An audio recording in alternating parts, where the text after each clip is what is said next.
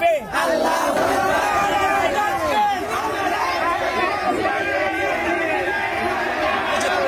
আলহামদুলিল্লাহ, যুদ্ধে যেতেও রাজি। আমাদের স্বামী নাই, সন্তান নাই, আমরা নিরস্ত্র, আমরা অসহায় মানুষ। আমাদের সরকার পাঠালে যদি ফিলিস্তিনের উপকার হয়, ফিলিস্তিনের মা বোনদেরকে বাচ্চাদেরকে বাঁচাতে পারি, বাচ্চাদের বাঁচাতে গিয়ে যদি আমাদের জীবন বিপন্ন হয়ে যায়। বিশ্ব যখন নেমে গিয়েছে আমরা বসে থাকবো না, আমরাও নেমে গিয়েছি রাস্তায়। আজকে আমাদের পিছু কোনো টান নেই, আমরা জীবন দিতে শহীদ হওয়ার জন্য আমরা প্রস্তুত।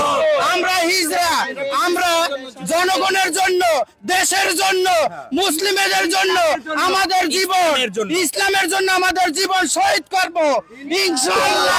যুদ্ধে আমাদের ডাকে আমরা প্রস্তুত, আমাদের জান আমরা ওইটার জন্য দেওয়ার জন্য প্রস্তুত। ফিলিস্তিন যাব যুদ্ধ করার জন্য।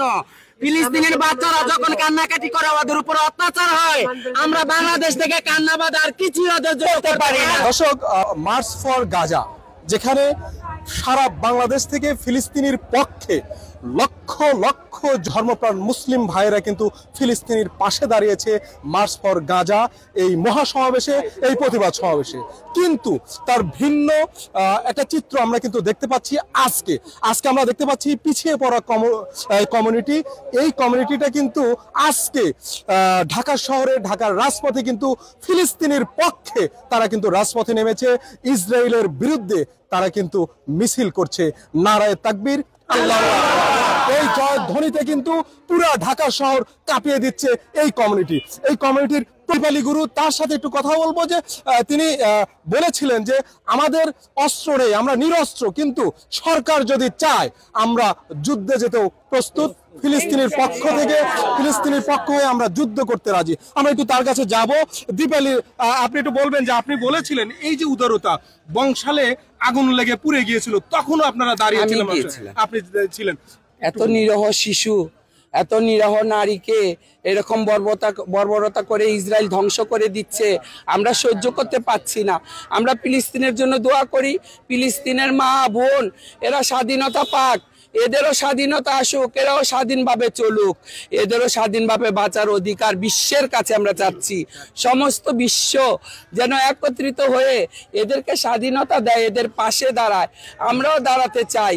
আমরা রাষ্ট্র যা বলবে, সরকার যা বলবে, আর রাষ্ট্রপতি যা বলবে, রাষ্ট্রপতির পক্ষে আমরা আছি। আমরা ক্ষুদ্র জনগোষ্ঠী, আর আমরা জীবনভর থাকব মুসলমানের পক্ষে। আমরাও মুসলমান, আমাদের মধ্যে হিন্দু মুসলমান কোনো ভেদাভেদ নাই।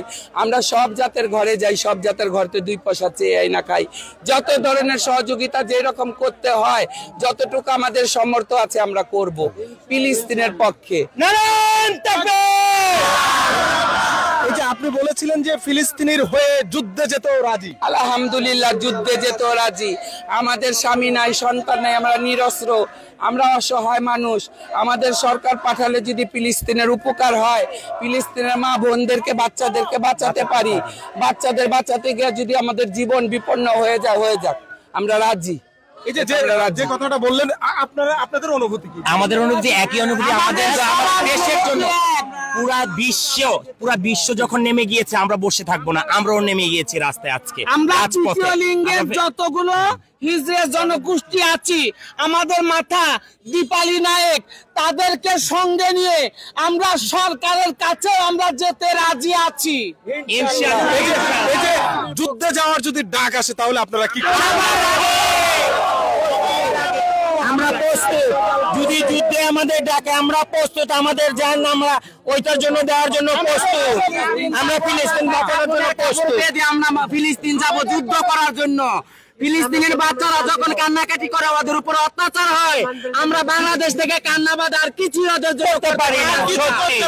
আমাদের খুব খারাপ লাগে, আমাদের বুকটা একদম ফেটে যায় যখন বাচ্চারা কান্নাকাটি করে, আমাদের মা বোনেদের উপর অত্যাচার হয়, আমাদের কলজাটা একদম ফাইটে যায়। আমরা এটা ছাড়া কিছুই করতে পারি না। আমাদের পিছু কোনো টান নেই, আমরা জীবন দিতে শহীদ হওয়ার জন্য আমরা প্রস্তুত। আমরা হিজড়া, আমরা জনগণের জন্য, দেশের জন্য, মুসলিমদের জন্য আমাদের জীবন, ইসলামের জন্য আমাদের জীবন শহীদ করব ইনশাআল্লাহ।